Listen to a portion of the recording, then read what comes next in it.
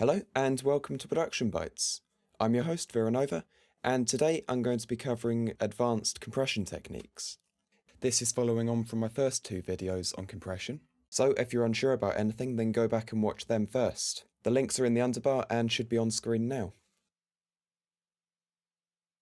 So the first compression technique I'm going to be discussing is called New York or parallel compression. Now what this involves is sending a dry uncompressed or lightly compressed signal off to a bus where it's heavily compressed and then blended back in with the original signal. Now what you get with this is a form of upwards compression where instead of reducing the peaks to bring up the overall level, you're blending in a really crushed up version of the signal, leaving alone the dynamics, but bringing out the quieter sounds in the process. Now it sounds complicated, but it's actually a very simple and effective technique which is used the whole time by industry professionals. So the way you pull off New York compression is, first of all, send your audio to an audio track, and then you'll need to send that audio track onto another one, and this will be your New York bus. So now I have a dry signal going to the master channel, and a dry signal going to a New York bus, which is then going on to the master channel. And just so you can hear it, this is what the drum loop sounds like.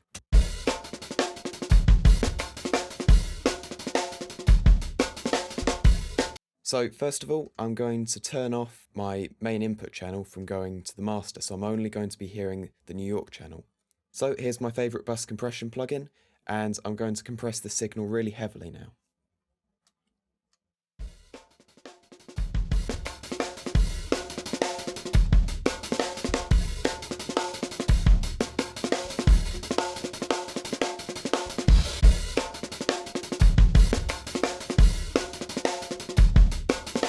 Okay, so you can hear that's really crushed up now if I switch this in and out.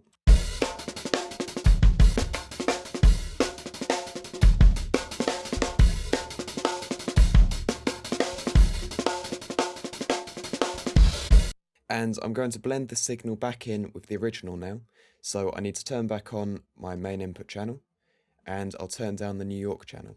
So now I'm going to work the level up to a point where I think is a happy balance between a really crushed up sound and a dynamic but more punchy sound.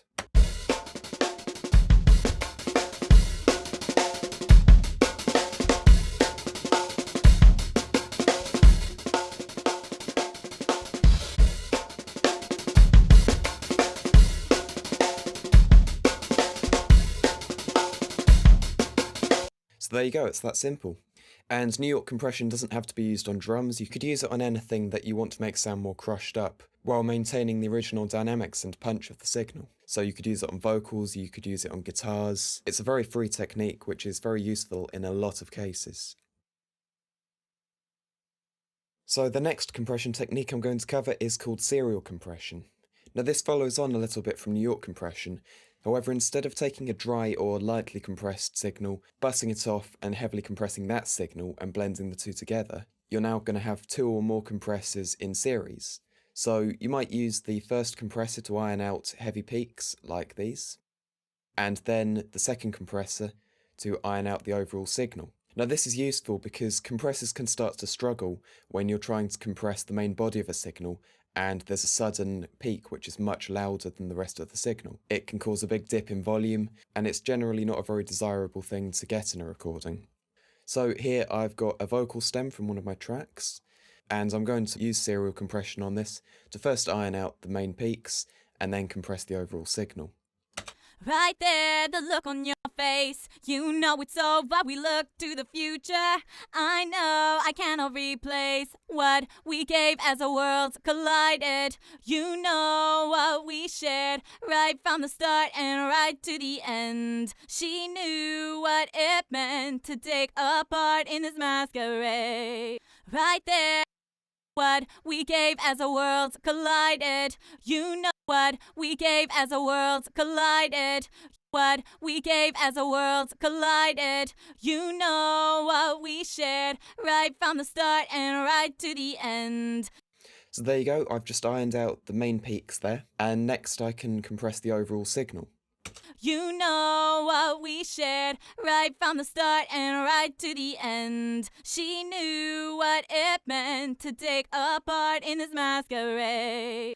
Right there, the look on your face. You know it's over, we look to the future. I know I cannot replace what we gave as our worlds collided. So there you can hear its very natural sounds now, even on this louder peak. What we gave as our worlds collided. You don't really hear that the signal is being compressed. You don't hear any kind of pump. And if I turn off the compressor which comes first, it may be incredibly subtle, but it should make it harder for this compressor to handle the signal. What we gave as a what, we gave as a what, we gave as a what, we gave as a what, we gave as a what, we gave as a. So as I said, that's really, really subtle, but right at the end of gave, I can hear when I've got this turned off, there's a slight dip in volume, which you don't get when it's turned on. And it is an incredibly subtle characteristic, but a lot of engineers do hear this, and it is something that if you can hear it, is worth ironing out. So next, I'm going to be covering multiband compression. Now, multiband compression is less of a technique and more of a type of compression, although there are some production techniques associated with it. Here I've got Sorcery, which is a free 5-band multiband compressor, and what this does is it allows you to compress 5 different frequency ranges separately. So here I've got my low frequency range, then I have my bass range, my lower mid range, high mid range, and treble range. And it allows me to compress each of these frequency ranges separately. You can also select where the frequency ranges start and end using the crossover controls. So right now the bass end is affecting frequencies between 80 Hz and 329 Hz, but I could make it affect frequencies up to 640 Hz if I want. And this is useful for when you're trying to hone in on specific frequencies which are being problematic. So here I've got a bass guitar line, which sounds like this.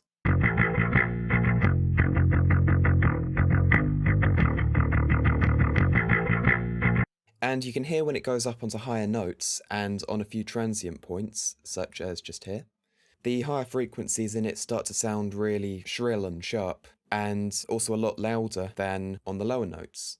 So the problem with this is when I put this into a mix, the higher frequencies will stick through when it comes to the higher notes, but when it goes on to lower notes, it's a lot harder to hear the bass guitar. So ideally this is a problem I want to solve. And the way to do this is to compress those frequencies which are being problematic individually and leave the rest of the signal alone. So I think it's going to be around the high mids, so let's have a listen to that.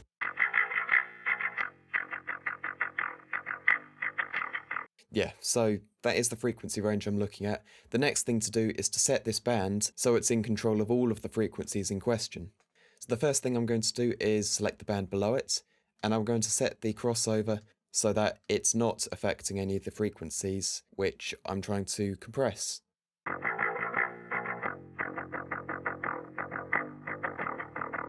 And you can hear on the transient there some of the frequencies in question did come through, so I need to turn this down a little bit.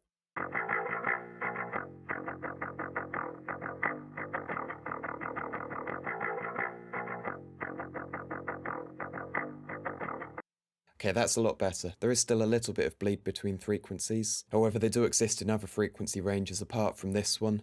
I'm just trying to select the majority of that sound. And I'll do the same for the treble.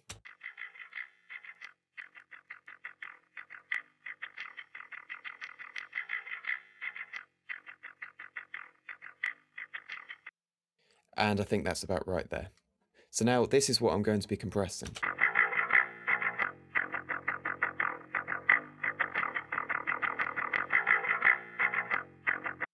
And I'm going to do this fully in the mix, so I'm not just hearing this frequency range, all I'm trying to do is balance it so that the overall sound isn't shrill at all, it's a really nice clean bass sound.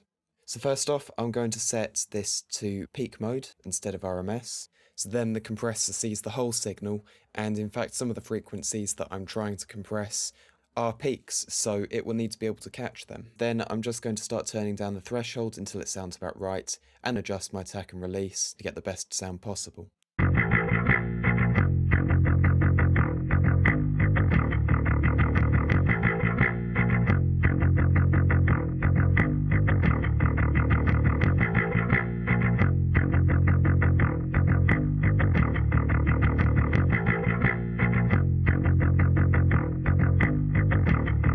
So there you go, that's a much improved bass sound if I just compare the two.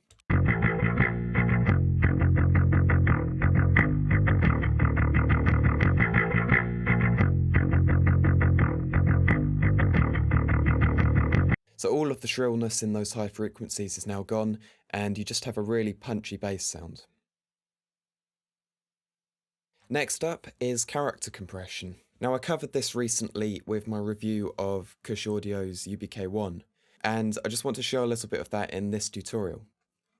So here I've got my original drum loop again, and I've just put a new version of it on a new track, and I'm going to be using Kush Audio's UBK1 for this again. So character compression is creative compression, where a compressor is designed to be in your face and non-transparent in order to shape the sound in musical ways. And you can also mix this with other techniques such as New York or serial compression to make even really drastic characters more usable. So I'm just going to use UBK1 to make a really musically compressed drum sound.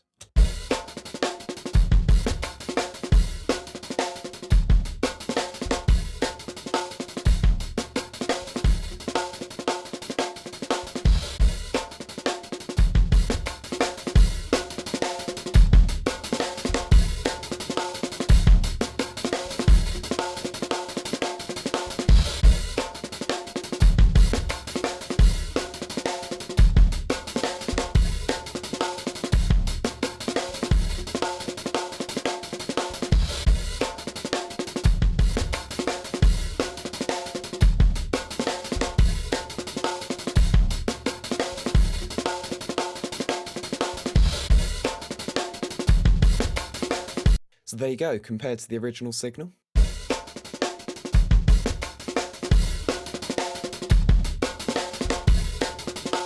That's a much more lively and musical drum sound, and I've also used New York compression in this by setting the compressor's mix to about 80%.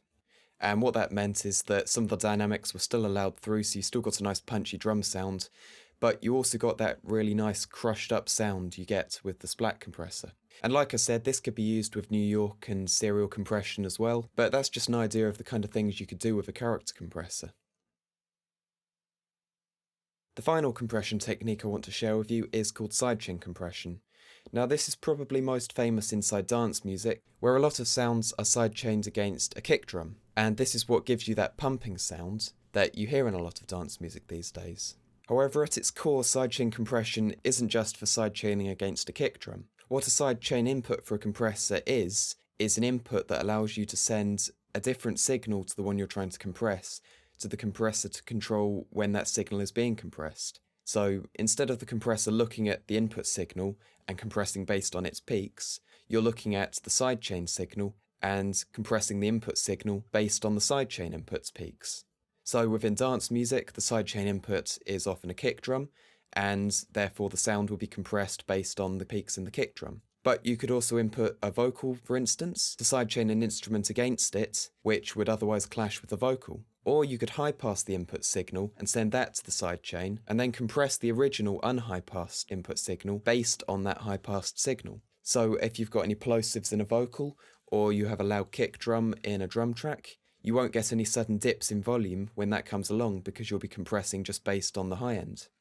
So here I've got my original drum track, which was put through New York compression, and I've also got my electric bass, which was put through multiband compression. And when I play these two together, it sounds like this.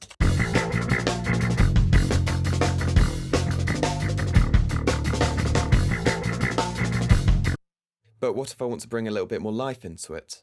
To do that, I can just send off my drum track as a sidechain input into my bass, then put on a fruity limiter and use the sidechain input to select the drum track, then compress the bass based on it.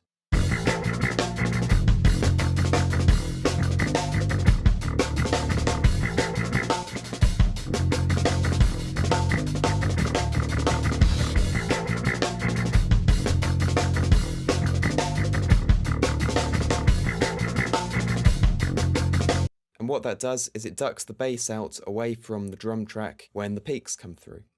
But what Sorcery has, if I take off the fruity limiter, is it can handle sidechain inputs too. So for instance, with the bass, that could be interfering with the kick drum, and therefore I could just sidechain the low end of the bass against the drum track to get that out of the way. So if I turn on my external input and in Sorcery's preferences, set my sidechain input, which is input 2, to the drum track, then I'll be able to compress just the bass's low end based on the low end of the sidechain input.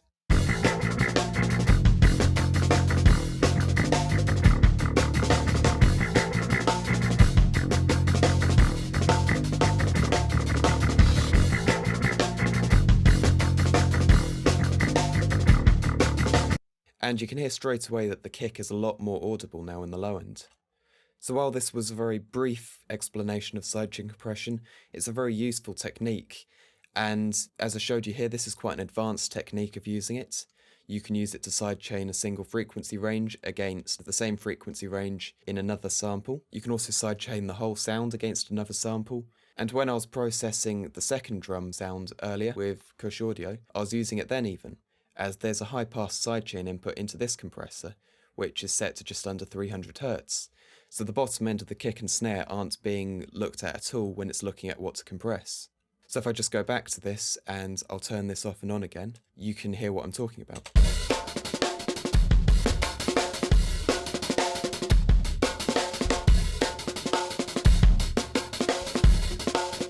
So you can hear straight away, when I've turned this down, the whole drum track pumps when the kick and snare hits.